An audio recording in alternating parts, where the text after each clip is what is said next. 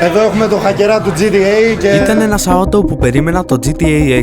Δέχτηκα ειδοποίηση στο Instagram και ως άνεργος έπρεπε να την ανοίξω. Να υπενθυμίσω ότι αυτή την Κυριακή που μας έρχεται θα δώσουμε σε όσους είναι από Αθήνα και έρθουν στα τάζ μας από τις 2 μέχρι τις 7 και στα 2 μαγαζιά, 2 με 4 κατεχάκι, 5 με 7 μαρούσι, όλοι δωρεάν μπέργκερ. Δωρεάν μπέργκερ, δωρεάν πέψη.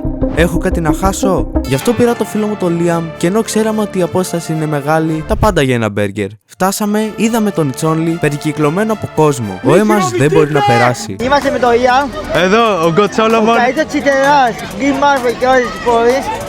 Είσαι- Ian Gaming, YouTube. Είσαι legend. Και εσύ εδώ δωρεάν από τις πρώτες, Ναι. Έχεις και αγαπημένο Μπαν. Κρόμπαν, αλλά τα βγάζω. Είμαι hacker, έχω spoofer. Έπειτα έκανα κάποιες ερωτήσεις στο δρόμο. Τα γνωστά επιφωνήματα. Είμαι με αυτόν εδώ τον τύπο. Θα μου κάνει subscribe. Είμαι ο Ία. Βλέπεις It's Only skills. Έφτασε η ώρα που μπήκα μέσα και εκτός από τον μπέργκερ ήθελα να κάνω και μια ερώτηση στον It's Only, που μπορείτε να δείτε το βίντεο εδώ.